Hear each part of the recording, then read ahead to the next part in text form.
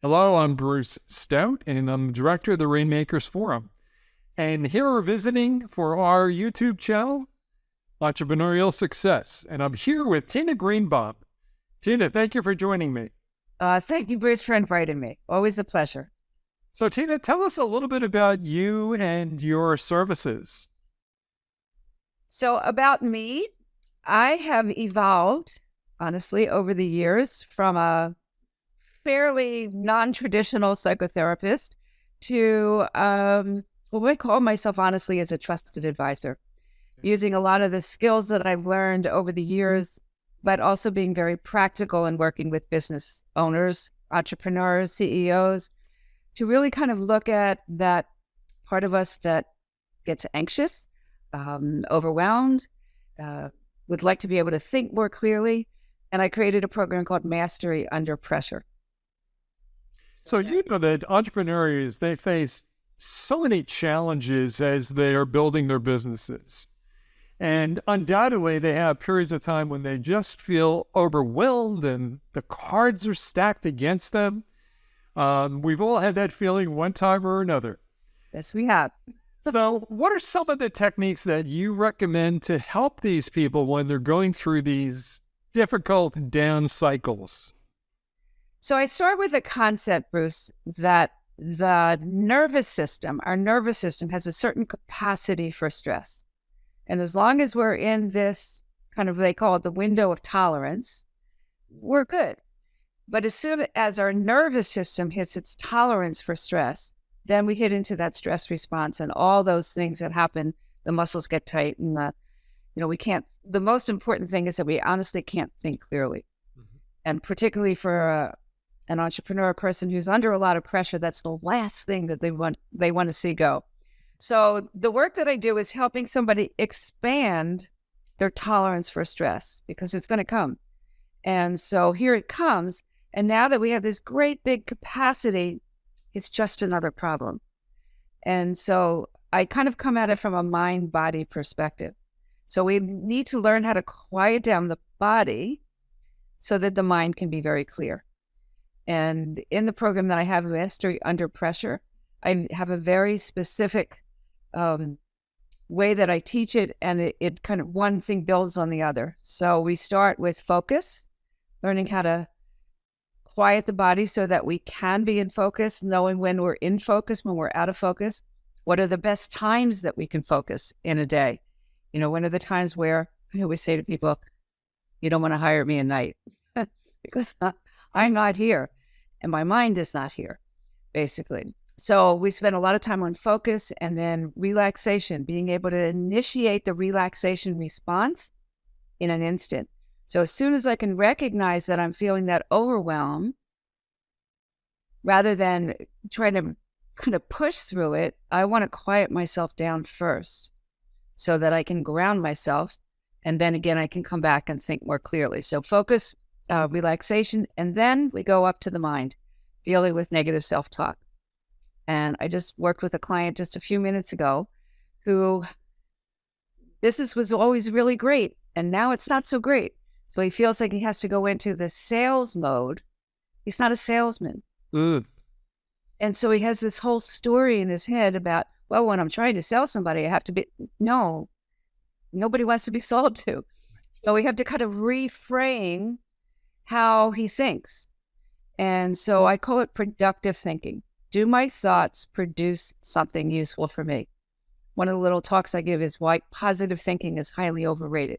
We don't get, oh, everything's going to be great. Well, there's a lot of things that have to go into making it great.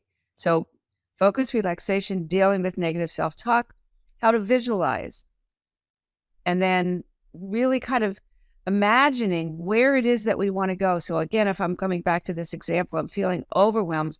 Where do I want to go? And then what are my expectations? Like, are they realistic? Can I really get there in the way that I'm creating this stress for myself? And then how to visualize myself actually being there. But I like to say that I didn't make this up, but I love it. The road to success is not a ladder. It's a lattice. We go over here and then we go over here and then we come back again and we hold on to that vision. And then lastly is dealing with fear. Fear is an underpinning that frequently runs us in ways that we don't even realize. So I have a whole bunch of techniques in terms of, I have 2 sayings that I work with fear that I love, and they get me back again to ground. Number 1, it's fear is the only thing that gets smaller as we get closer. Think about that for a minute. Okay, because our tendency is we feel the fear, we want to avoid it. Right. And so we want to go further away from it, but that doesn't help us solve the problem. So again, everything that I teach is really about being a really great problem solver from an emotional standpoint. This is people that are really great with numbers and analytics and whatever their strategy is, how they're going to take their level of expertise into the marketplace. But the third pillar is what goes on between here and here, because this guides everything else. And then the other one about fear is the only way past it is through it. So positive affirmations are just simply not enough, is what you're saying. I am saying that positive affirmations are simply not enough. And the reason is there may be a part of you that really wants this, and I'm going to do this, and this is going to happen. Then there's another part unconsciously that's saying, you got to be kidding. You're really not going to, that's not really, you remember the last time you screwed up. Those kinds of comments will undo whatever it is that you say that you want to do. So my whole career, honestly, Bruce, has been about how do we get under the conscious mind? And this, we've had great conversations. Yes. Conscious mind is what drives everything else. So in our world, particularly in the high achieving, analytical kind of world, we live from here to here. And very early on, I just did a TED Talk not too long ago, and I talked about it. I needed to get below the neck. There's a whole universe here. Right. And if you're not familiar with it, you're not taught how to access it, you're only working with half a deck. So earlier you were saying, don't hire me at night, which I totally appreciate, because don't work with me after 4 o'clock in the afternoon. That's me. And so for many years, I've taught the concept of trying to match the degree of difficulty with your level of attention and focus and energy, and getting to know about circadian rhythms and how to match those with that degree of difficulty. Is that what you're referring to? Yes, exactly. Exactly. They have different names for people who are morning people, very late at night people, mid people. It's really important to know who you are. Right. You may kind of know and say, I'm a night, but when do I actually, when does this part of my brain, the part that really needs to focus, this is the executive branch. When am I best to do my best thinking, to do my best creating? I did a whole kind of study with somebody on the neuroscience of flow. Flow being, we talk about, getting into the zone, and I was in it like this one time. Well, there are ways to actually get into it. There are some triggers that we can actually name, and knowing when to be in a certain place where certain neurochemicals are giving, neurotransmitters are firing, and then at other times, and it's about, honestly, on an average, about 90 minutes that we can focus that way. And then it's very important to kind of walk away and then start letting the mind go in a completely different direction. And that's kind of when we, even when you're in the shower and say, I can do this. Well, that's a really great idea. We have to allow time for that to happen. So again, part of that's what I teach in terms of what kind of rhythm do you work in, and when are your best times, and how can you actually create that state of flow? Neuro-linguistic programming practitioners talk about anchoring. Yes. You're familiar with that concept. So anchoring being taking some form of stimulus, whether it's physical or mental, and creating a sense of feeling that matches some memory in the past. Is that something that you use? Is that part of the concept you use? Yeah, I learned neuro-linguistic programming, honestly, when it was just coming out. So it was one of those things that, this gets under the conscious mind. Right. And so what they do is basically is help you use all the senses, again, you may be very auditory, I may be very visual. And so if I'm talking to you in visual language and you're going like, we're like not even on the same playing field. A Greek talking to a Japanese person, yeah. Right. Right. And so as the practitioner, or as the person who's attempting to make the sale, or it's our responsibility actually to get into line with the person that we're attempting to be. They call it getting into rapport, getting to know each other in that way that I can adjust me because I'm so conscious of you, your body language, and me, that I have that, kind of agility that I can take what is sort of intuitive and make it really kind of your own. What I love about this work is a lot of things we just know intuitively, but we don't know how we know, or they're kind of hidden, or we don't know how to pull on them at a particular moment. Mm-hmm. And that's what I love about kind of the work that I do in teaching it, is that you have a toolbox. Okay, I'm feeling overwhelmed. Okay, I can go over here. Mm-hmm. I'm feeling this. I'm feeling stressed. Where's the stress coming from? Mm-hmm. Can I name it? Who's responsible for it? Again, with the client that I was working with earlier today, things didn't go well in a business. Okay, so, and he takes a lot of responsibility for it. Okay, great. It's good to take responsibility for yourself, but not for everybody else that you didn't have any control over. Right? So, and I know that you've practiced a lot of this stuff, so we're talking the same language, but that's because we put a lot of time and energy and effort into learning it. And this stuff, years and years and years. And I'm passionate about teaching young people also, and aspiring leaders and people that can, I had another young client who was maybe early, about 40, 39, 40, was in a director level experience. He said, I'm just not happy. I'm going to work every day. I'm just not happy. I have no idea why I'm not happy. And so being able to help him kind of look at, this is exactly why you're not happy. You're not owning your power. You're not setting boundaries. You're not doing these things. And so as he began to start, and he just took it, this stuff, and just flew with it, and that's obviously my greatest pleasure. He's happy. He's happy in his work.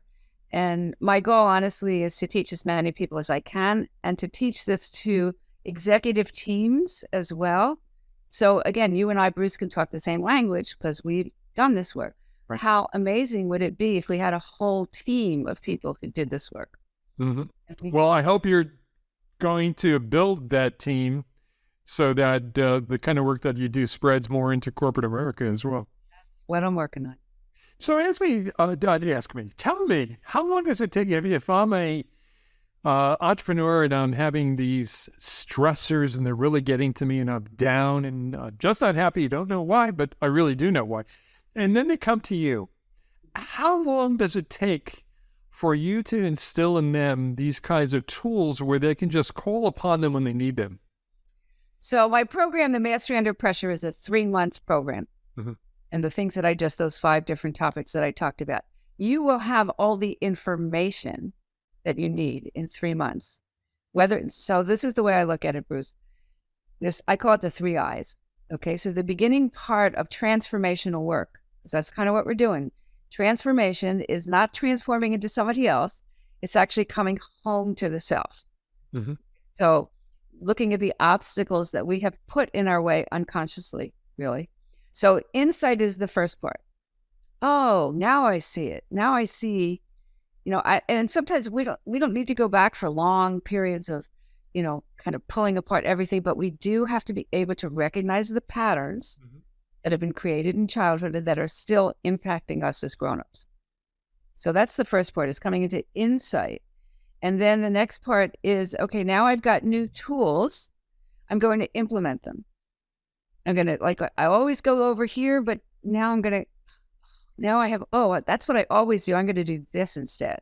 Right. So we start to implement new skills, and then we integrate them. And that's what the neuroscience is really kind of, we're creating new neural pathways where the same old, we go over there.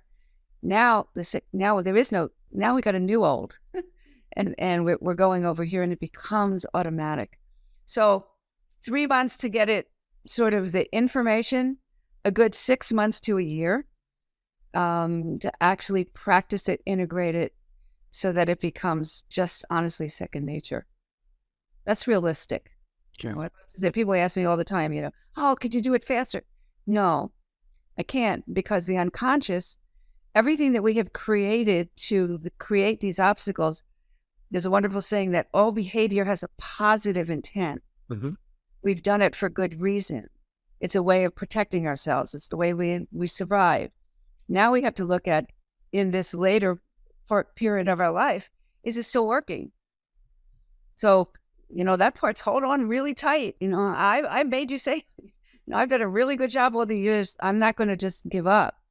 And that's what a lot of NLP is really kind of about, is helping kind of move into a new paradigm where all of us is in agreement. And that's the biggest piece of people can take away. All of us has to be in agreement that the changes that we want to make are in our best interest. Right. It is not another part sabotaging it. A lot of coaches, consultants talk about, we're talking about these kinds of issues. They talk about reinvention, and I prefer to use the term evolution. Exactly. What you're referring to is not a sudden I'll take a pill and I'm going to reinvent myself and everything's going to work. No, this is a process, an evolution, and you're one of the few people I know that really are honest about that and say, listen, this doesn't happen overnight. You need to spend time working on it. And that's important. Yeah. I mean, I can give you lots of techniques that I know that can happen in a minute. Okay. But you have to be ready for them to happen. If you're not ready for them to happen, again, it's just not going to happen. We're going to sabotage it. So I like to say, be very kind to yourself and embrace this work. I don't know anything more interesting than figuring out how we're put together. How am I put together? What are the things that really kind of trigger me and get my goat that I haven't been able to change? That's what my whole TED Talk was really about. It's like we have these patterns over and over and over again. We want to change. We just don't know how. And that's where I kind of come in. How do people find you, your TED Talk? Just on YouTube under my name, Tina Greenbaum. YouTube, I have it on my YouTube, my own personal YouTube channel. But if you just go to YouTube, it's on Ted's, Ted's YouTube channel, and they can find it there. And I have a little thing that I created, which I can share with people. It was a mantra that I used at the end of my talk, so that when we get triggered, the first thing to do is to cut, just stop. Stop what we're doing. We're feeling that over. Just stop. Okay, and I liken it kind of to a movie. We stop and we cut it, and then we start to reframe it. What are the feelings and the thoughts that are running through my system, such that I can get a handle on why I'm feeling the way I'm feeling. And once we sort of can ground again, then we can choose to respond differently. So it goes cut, reframe, respond, and you, again, become one of these things that you can do automatically. Okay, I'm feeling it. And I've had people come back to me and say, I get it. I say it, over and over again. I just stop, rather than just kind of pushing through. And, and again, as we get stressed, the language can change, the tone can change, the demeanor changes, and then we lose people. They don't want to hang out with us. They don't want to work for us. They don't want to be part of our vision, really. So as a leader, and again, this isn't, you may or may not agree with me, but the work that goes on between here and here comes before everything else. I agree. You're right. And then we have kind of a process where somebody can reach out to you and they can spend a little time with you without a cost to get like an initial consult. Do you do that? Absolutely. 30 minutes on me. Generous. Very easy to find me. You want to be serious if this is something that you want to investigate. I mean, you don't have to agree to work with me, that's for sure. But I'm very quick at being able to make assessments. So we talk for 30 minutes. I can tell you pretty much, like just like you can do with my business, Bruce, I can do that, kind of with people's psychic, like I can hear sometimes in just minutes, really kind of where we go off and then what needs to happen to get you back on track. How can people reach you? Tina at masteryunderpressure.com. Okay. Email me. You can text me. I'll give you even that number. It's 631-988-1109. 631-988-1109. Texts are great because I see them right away. And I've got a website. I've got lots of things on YouTube, different clips and things from talks that I've given. And I'm here to help, honestly. Tina, thank you so much for joining us today. Thanks, Bruce. Always a pleasure. We'll have you on again soon. Thanks again.